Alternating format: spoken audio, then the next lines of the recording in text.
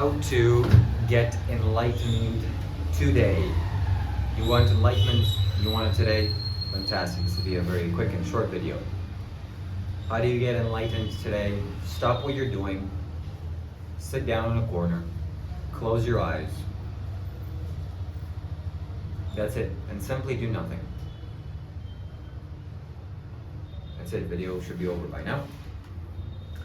But I have to elaborate, of course, because none of you are going to do that. Or if you are going to do that, likely it's not going to work. Why? Because it's like if I take a laser that is really powerful, it can go through many things. And I point the laser at this wall. And I want to get to the other wall's wall. And I'm pointing this laser at the wall, and it's burning through the layers, the plastic and the metal and whatever else is inside the wall. If your attention and if your perception was that intense, that focused, you can get this done today, in 5 minutes. You just close your eyes, dig deep inside of yourself until you see the emptiness inside of you, your true nature. Poof, finished, game over. Now go eat some food and go live the rest of your life in peace. But unfortunately, that's not the case. Because your mind, our minds, okay, on planet Earth, this is just how it is. You take a laser, which is your mind, you start focusing on something. In 2 seconds, you're going to be over there. Oh, right, I have to do this. Oh, wait, what about this? Oh, no. And then you're going to think of your imagination, your memory, your past, your future. What's happening tomorrow? What did this person say? What did that person say? Is this enlightenment? Am I doing the right thing? Am I doing the wrong thing? Does this guy even know what he's talking about? Should I even be watching YouTube videos with this YouTube video? What does my mom think? I should go play soccer tomorrow. My taxes are due, and my work is needed to be done. Oh, I don't have enough money to do this. Is the spirituality thing even worth it? And so on and so forth. And you're gonna basically do this until the game is up and finished. So the whole process of enlightenment is for you simply to pay attention and for you to become more and more focused. For what purpose? Well, for you to see exactly what this life is all about. That's the whole point of you closing your eyes and paying attention and meditating. That's what we call meditation. So close your eyes, pay attention. Don't get distracted. And a side note, don't bring into your life things that distract you in the first place. What does this mean? What do I mean by this? You're touching things constantly that you don't even know what it is. It's being imprinted within your memory. And then it's one more layer that you have to burn through. You don't know that. Well, I'm here to share this with you, okay? This is why I don't touch people. If you're ever gonna meet me, do not shake my hand. I will not do it, no matter what the consequences are. Even if the President of the United States extends his hand to me and starts trying to shake my hand in front of the whole world, and if I don't shake his hand, it will be a sign of disrespect, good, fantastic. I'm gonna disrespect him. I'm not shaking your hand ever. No way, never, never. Can't say never, but when people extend their hands to me, I just say yes. Hello, welcome, nice to meet you. Wonderful to see you. Okay? I don't want to touch you. Why? Because I don't want to get anything of you into me. This isn't to say that if Sadhguru extended his hand to me, I for sure would shake his hand, or some other powerful being that, like this, I would probably shake their hands. But that's not the ordinary. And even if you're spiritually evolved, I still don't want to shake your hand or touch you because it's not needed, it's not necessary. If I want your energy, I don't have to physically touch you to get it, okay? If you're willing to extend it, that's it. I'll take it in right away. So don't touch things physically with your body. You know, I'm in India, people are touching me all over the place, everywhere. I go into a crowded area, everywhere is crowded. And people are just pushing, shoving, okay, oh my God. Well, at least there's no involvement, so it's not that big of a deal, but still. And also physical things you shouldn't touch. You know, this chair has memory. After I get out of this chair, it'll impact me, and I'll have to do some things to get rid of it. It's not such a big deal, but you have to pay attention. What are you touching? Touching this wall? Why are you touching this wall? This wall will literally become like you. And especially the food that you eat. Like if you're eating meat out there and you think you're gonna live well and a happy life and you're gonna know the deepest perceptions of life, no, impossible. Okay, pretty much impossible. So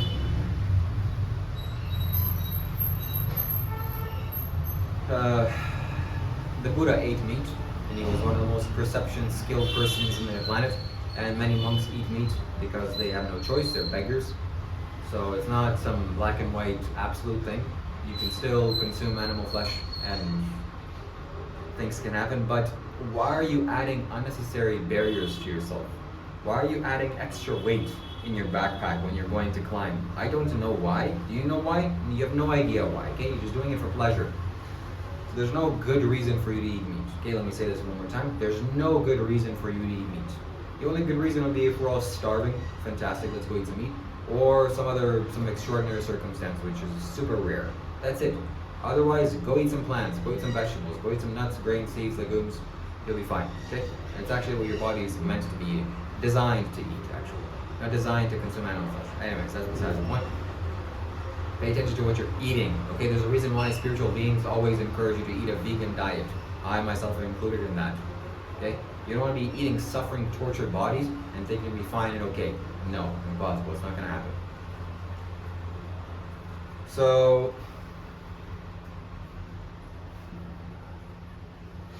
this brings me back to the topic of relationships and dating and this whole situation. My life is improving in various ways, and I'm just revisiting this idea of relationships and dating and things, and it's just so wrong. It's so wrong. Like wrong as in you have a how do I write this?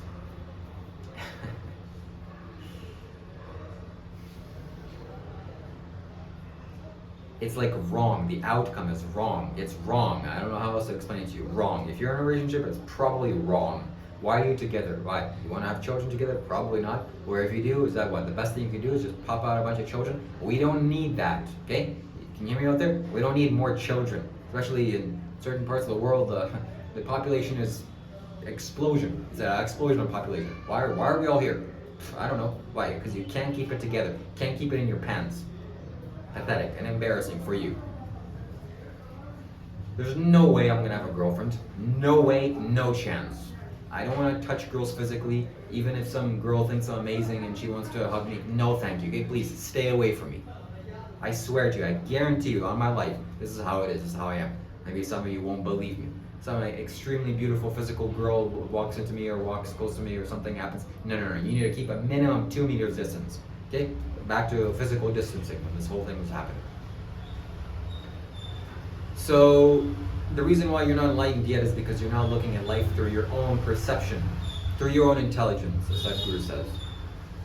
So I'm glad to say this, that I started looking at life through my own intelligence and through my own perception. 2019, 2020 is when I first began this, when this whole situation started happening on this planet. It all started unfolding.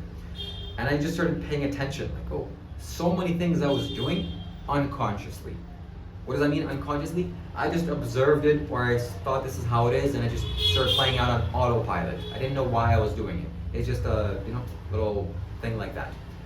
When you become conscious, every aspect of your life, I mean every single moment of your life, you're aware of what you're doing. Why am I doing this? Should I be doing this? Should I not be doing this?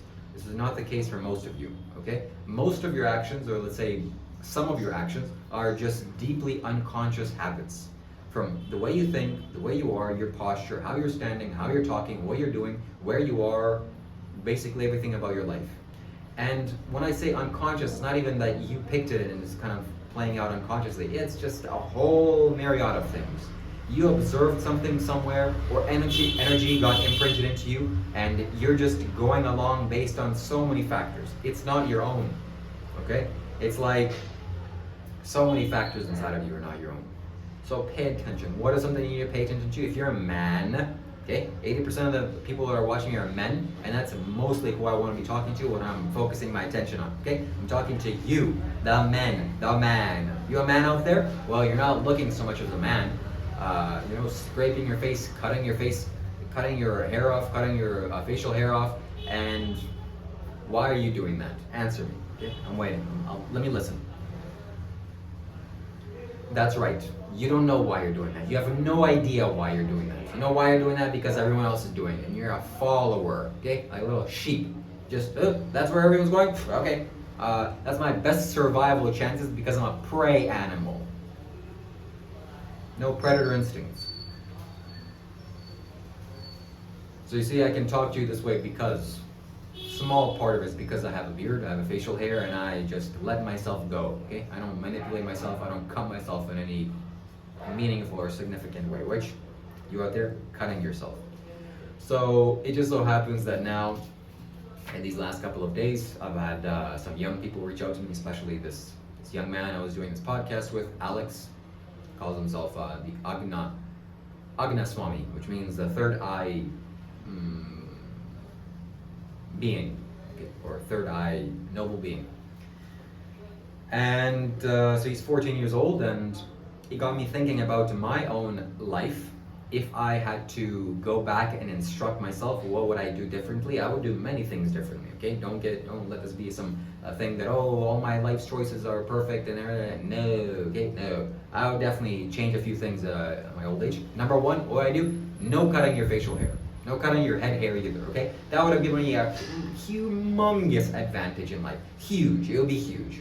Well, my head hair would, it would grow to a significant length. Maybe some logistical things would need to be considered, but still, I would not cut this. It's wealth. It's like, saving money. Why am I spending money? Why am I throwing my money away? Not even spending it. You're throwing it away. If you were spending it on some chips or chocolate or some beer or some little nonsense that you think you should be spending money, at least you're consuming it. At least it's giving you some pleasure and some satisfaction. You're cutting your body parts off and you're throwing it away in the trash. Well, that shows your level of intelligence. Don't do this. How many times can I explain this to you? Don't do this. Okay? So my friend Carlos, he's sick. He's been in the hospital, and last week or so he hasn't been cutting himself, and his head hair is growing back, and his facial hair is growing back, and he's starting to look like more of a man. I'm like, oh my god, wow. He's safer to talk to. Okay, he's got some testosterone going in him. I can actually sort of a little bit trust him now because I'm starting to see who he is.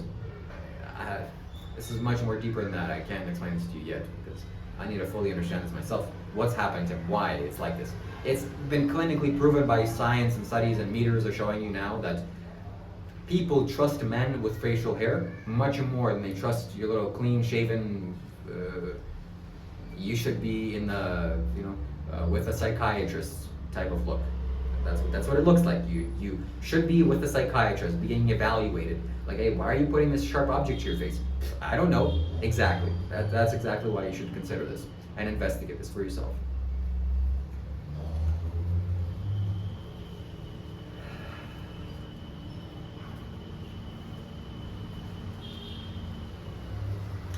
So why did I start going on this topic, facial hair and not seeing life through your intelligence? Yes.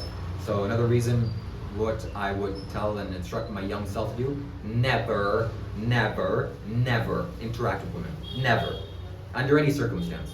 Socially, yes, okay. Oh, this is a receptionist. Oh yeah, hello, goodbye, thank you very much. But that's as far as it goes. No little romantic little thing where we're gonna be fancy together. I'm getting a little bit of pleasure from you. No chance. No way. Go away. Get away from me. Okay? That's how it's going to be. Unless some special circumstances that God says, okay, this is your wife, and months go by and this is still this happening. Okay, fantastic. I guess we're gonna join together and be much more powerful. And that's the only way that it should be done. So I'm watching this wise man on YouTube now. His name is I have no idea what his name is, but he has a long beard that's knotted up. He has long hair. He's an Indian guy. He wears all yellow. He's one of these Radha Krishna devotees. He's definitely enlightened. He has a deep masculine voice, and he wears yellow on his forehead. Maybe you know who he is. Maybe I'll link him in the description. It's worthwhile for you to just take a look at him. He speaks Hindi, doesn't speak English. But I was watching some of his videos, and I was watching his Hindi, his English translating videos. And he said something very powerful, very potent, very energetic, and very spiritually advanced.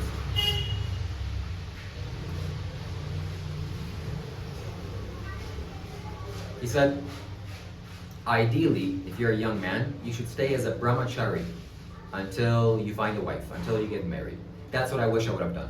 That's what I wish I had someone like myself to instruct someone like yourself. I'm doing this to you now. Okay, why? Because it's just how the way works.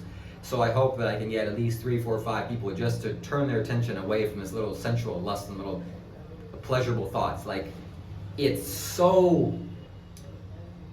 I don't want to say these words, it's a little bit too disrespectful to say, but it's, you know how I think of you as a man. If you're going out and wanting to be kissy and lovey with the girls, oh my god, so sad, so sad. And just looking at my own life, how I was back then, oh, so pathetic. Pathetic is the perfect word. It's close to this, but it doesn't do it justice how emotionally I just wanted to really get that out of my system. So if you're a man, if you're a young man watching, don't do this. Okay, trust me. If God presents you a woman and you know with 100% certainty and this is how it should be, and fantastic, go for it. Okay, go for it. I'll give you my blessing. But if it's just you're going out and doing such a bunch of nonsense, and why are you doing this? Why are you doing this? I know why. Because you want to impregnate the woman. Okay, fundamentally. Can you take care of the child? I'll just answer for you. No, you can't. No, you can't. Okay? Literally every single person, every man that I know, I would not give you my blessing if it was my daughter. Who are you? What are you? What do you have? You have nothing. Nothing. You should be, have a radius of 6 meters away from every single woman that you come in contact with. No one should get in a 6 radius meter of you. Okay? And if they do, some little electric stimulation should happen to you. Why? It's irresponsible. And look. Just look. Okay? No opinions. Go and observe. Go open your eyes. Okay? Go open your pupils to the planetary condition. How many human beings are there? And what, they're all enlightened and dancing around in there? No, just listen. So, there are no real powerful masculine men on this planet. That's why we're all suffering. That's why you're suffering, I'm suffering, everyone's miserable. Why? It's just the way it is. I'm not suffering, don't get this misconstrued. I'm just saying this word for emotional impact. How I am, how my internal system is, how my system is, all self-causing pain has been eradicated, diminished, it's over. All self-suffering, gone. I know for my own self now, 100% of this interiority is my own responsibility. Even if you, I don't know, do some significant damage to myself, it's my own responsibility how I feel inside. Sure, you can do things to my body, that's quite tragic and bad, but you cannot do anything to my mind.